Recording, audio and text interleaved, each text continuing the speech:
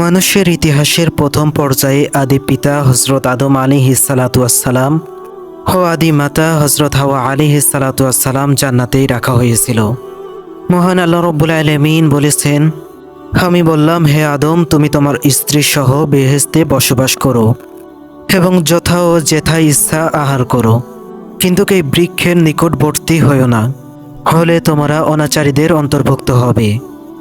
কিন্তু শয়তানের প্রলোভন ও চক্রান্তে পড়ে আদম ও হাওয়া আল্লাহর অবাধ্যতায় হয়ে গেলেন। ফলে তার শান্তিস্বরূপ উভয়কে সেই সুখময় জান্নাত থেকে দুঃখময় এই মাটির ধরাধামে নামিয়ে দেওয়া হলো। মহান আল্লাহ রাব্বুল আলামিন অন্য একটি আয়াতে বলেছেন, আমি তো ইতিপূর্বে আদমের প্রতি নির্দেশ দান করেছিলাম, কিন্তু সে ভুলে গিয়েছিল। স্মরণ করো যখন আমি ফেরেশতাগণকে বললাম, তোমরা আদমকে সিজদা করো, তখন ইবলিস ব্যতীত সকলেই সিজদা করল, কিন্তু সে অমান্য করল।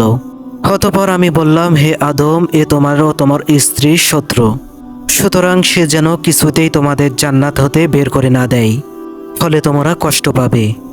তোমার জন্য এটাই থাকবে যে তুমি জান্নাতে ক্ষুধার্ত হবে না এবং নগ্নও হবে না। অতঃপর শয়তান তাকে কুমন্ত্রণা দিল। সে বলল, হে আদম, আমি কি তোমাকে বলে দেব অনন্ত জীবনপ্রদ বৃক্ষ ও অক্ষয় রাজ্যের কথা? অতঃপর তারা তা হতে ভক্ষণ করল। তখন তাদের লজ্জা স্থান তাদের নিকট প্রকাশ হয়ে পড়ল এবং তারা উদ্যানের বৃক্ষপত্র দ্বারা নিজেদেরকে আবৃত করতে লাগল। আদম তার প্রতিপালকের অবাধ্যতা হলো, ফলে সেই পথভ্রষ্ট হয়ে গেল। এরপর তার প্রতিপালক তাকে মনোনীত করলেন, সুতরাং তিনি তার তওবা কবুল করলেন এবং তাকে পথ নির্দেশ করলেন। আমাদের নবী সাল্লাল্লাহু আলাইহিস সালাতু ওয়াসসালাম মিরাজের রাত্রে জান্নাত দর্শন করেছেন। এছাড়া শহীদগণ কিয়ামত হওয়ার পূর্বেই জান্নাতে বসবাস করেন। আল্লাহ রাব্বুল আলামিন বলেছেন, যারা আল্লাহর পথে নিহত হয়েছে তাদেরকে কখনোই মৃত মনে করো না, বরং তারা তাদের প্রতিপালকের নিকট জীবিত ও জীবিকা প্রাপ্ত। হযরত আব্দুল্লাহ ইবনে মাসউদ রাদিয়াল্লাহু তাআলা আনহু এ বিষয়ে নবী করিম সাল্লাল্লাহু আলাইহি সাল্লাতু ওয়াসসালামকে জিজ্ঞাসা করেছিলেন। তিনি উত্তরে বলেছিলেন, তাদের শহীদদের আত্মাসমূহ সবুজ পক্ষীকুলের দেহর মধ্যে অবস্থান করবে। ওই পক্ষীকুলের অবস্থান ক্ষেত্রে হলো আল্লাহর আরশে ঝুলন্ত দীপাবলি। তারা জান্নাতে যেখানে ইচ্ছা বিচরণ করে বেড়াবে। অতঃপর পুনরায় ওই দীপাবলিতে ফিরে এসে আশ্রয় নেবে। দুনিয়া ধ্বংস হয়ে পরকালের জীবন শুরু হলে সে জীবন হবে অনন্তকালের। অন্তহীন হবে জান্নাত, অন্তহীন হবে জান্নাতীরা। না জান্নাত ধ্বংস হবে আর না জান্নাতীরা বৃদ্ধ ও মরণাপন্ন হবে, বরং তারা চিরতরের জন্য ইচ্ছা সুখে সেখানে বসবাস করবে। আল্লাহ রাব্বুল আলামিন পবিত্র কোরআনুল কারিমে বলেছেন, নিশ্চয় যারা বিশ্বাস করে ও সৎকর্ম করে তাদের অভ্যর্থনার জন্য আছে ফিরদাউসের উদ্যান, সেখানে তারা স্থায়ী হবে। এর পরিবর্তে তারা অন্য স্থানে স্থানান্তরিত হওয়ার কামনা করবে না।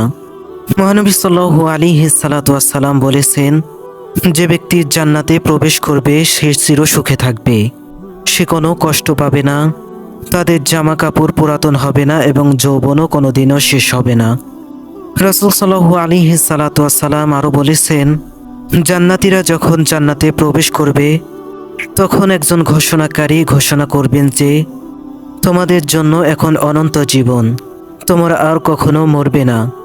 তোমাদের জীবন এখন চির সুস্বাস্থ্য, তোমরা আর কখনো অসুস্থ হবে না। তোমাদের জন্য এখন চির যৌবন, তোমরা আর কখনো বৃদ্ধ হবে না। তোমাদের জন্য এখন সুখময়, তোমরা আর কখনো দুঃখ কষ্ট পাবে না। এছাড়া আরেকটি হাদিসে বলা হয়েছে, মৃত্যুকে দুম্বার আকারে নিয়ে এসে জবেহ করা হবে এবং বলা হবে, হে জান্নাতীগণ, তোমরা চিরকাল বসবাস করো, তোমাদের আর কোনো মৃত্যু নেই। এবং জাহান্নামীদেরকেও উদ্দেশ্য করে বলা হবে, তোমরাও চিরকাল বসবাস করো, তোমাদের আর কোনো মৃত্যু নেই। জান্নাতের মাঝে বিভিন্ন স্তর আছে, বিভিন্ন শ্রেণী বিভাগ আছে। সমস্ত জান্নাত সমান নয়, সমস্ত জান্নাতীরাও সমান শ্রেণীর নয়। জান্নাতীরা নিজ নিজ তাকওয়া এবং আমল অনুযায়ী এবং মান সম্মান লাভ করবেন। বিভিন্ন জান্নাতের দরজাও ভিন্নতর হবে। উচ্চমানের মুমিনরা উচ্চ শ্রেণীর দরজা পাবে।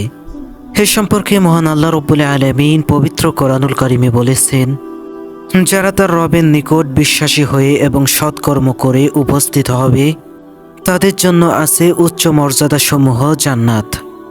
ইহকাল যেমন সকল মুমিনগণ একই স্তরের নন, পরকালেও সবাই এক স্তরে হবে না। এ ব্যাপারে মহান আল্লাহ রাব্বুল আলামিন বলেছেন, কেউ পার্থিব জীবনে সুখ শান্তি কামনা করলে আমি যাকে যা ইচ্ছা সত্তর দিয়ে থাকি, পরে তার জন্য জাহান্নাম নির্ধারিত করি। সেখানে সে প্রবেশ করবে নির্দিষ্ট ও অনুগ্রহ হতে দূরীকৃত অবস্থায়। যারা বিশ্বাসী হয়ে পরলোক কামন করে এবং তার জন্য যথাযথ চেষ্টা করে, তাদের চেষ্টা স্বীকৃত হয়ে থাকে। তোমার প্রতিপালক তার দান দ্বারা এদের ও ওদের ইহকালীন জীবনে সাহায্য করে। আমি কিভাবে তাদের এক দলকে অপর দলের উপর শ্রেষ্ঠতা দিয়েছি। অবশ্যই নবী, সাহাবী, শহীদ, অলি ও পরহেজগার এবং গুনাহগার সকলেই সমান নয়, যেমন নবীগণের মর্যাদাও সকলের সমান নয়।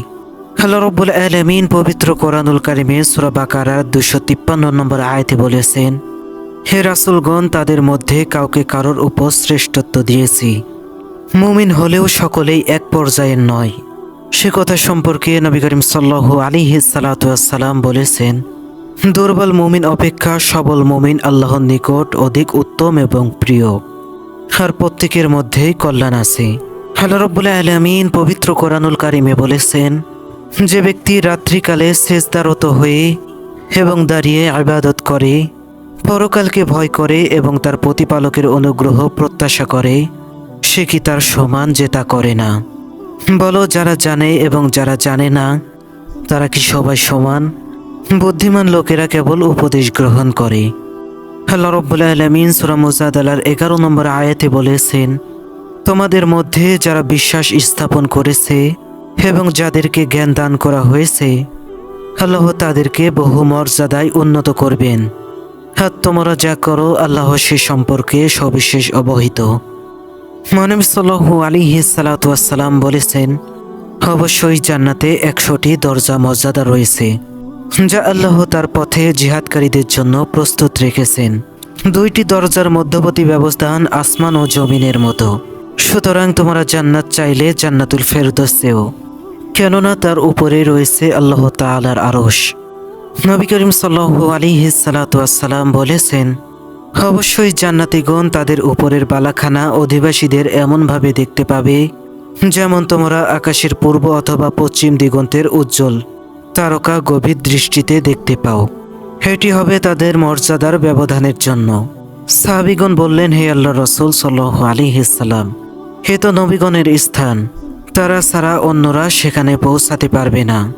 তখন রাসূল সাল্লাল্লাহু আলাইহি সাল্লাম বললেন, অবশ্যই সেই সত্তার শপথ যার হাতে আমার প্রাণ আছে, সেই লোকরাও পৌঁছাতে পারবে যারা আল্লাহর প্রতি ঈমান রেখে রাসূলগণকে সত্য বলে বিশ্বাস করেছে।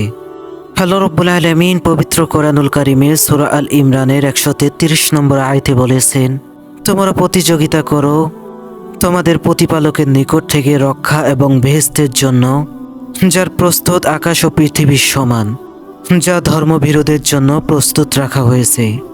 রাসূল সাল্লাল্লাহু আলাইহি সাল্লামের এক হাদিসে বলা হয়েছে, তোমরা অগ্রসর হও তোমাদের প্রতিপালকের ক্ষমা এবং সেই জান্নাতের দিকে, যার প্রস্তুত আকাশ ও পৃথিবীর সমান, যা প্রস্তুত করা হয়েছে আল্লাহ তার রাসূলগণকে বিশ্বাসীদের জন্য।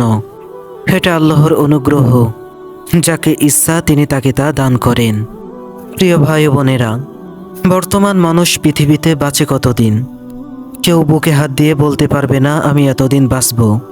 কেউ বুকে হাত দিয়ে বলতে পারবে না আমি এতদিন সুস্থ থাকব। সবাইকেই এই পৃথিবী ছেড়ে চলে যেতে হবে। সবাইকেই এই সুন্দর পৃথিবী থেকে চলে যেতে হবে। আপনি যদি ইসলামকে বিশ্বাস করে থাকেন, আপনি যদি কোরআন এবং হাদিস বিশ্বাস করে থাকেন, তাহলে আপনি কি দেখেন নাই হযরত মুহাম্মদুর রাসূলুল্লাহ সাল্লাল্লাহু আলাইহি সাল্লাম তিনিও এই পৃথিবী থেকে চলে গেছেন। আমরা সবাই মুসা নবীর কথাও জানি। তিনি ফিরাউনকে এক থাপ্পড়ে অজ্ঞান করে দিয়েছিল। তিনি আজরাইল আলাইহিস সালামকে এক থাপ্পড়ে চোখকানা করে দিয়েছিল। তিনিও এই পৃথিবী থেকে চলে গিয়েছেন। অতএব আমাদের সবাইকে এই পৃথিবী থেকে চলে যেতে হবে। তাই আসুন এই 2 দিনের দুনিয়ার জন্য আখিরাতের জীবনকে বরবাদ না করি। আল্লাহ তাআলা যেন আমাদের সবাইকে জান্নাতুল ফেরদৌস দান করেন। আমিন।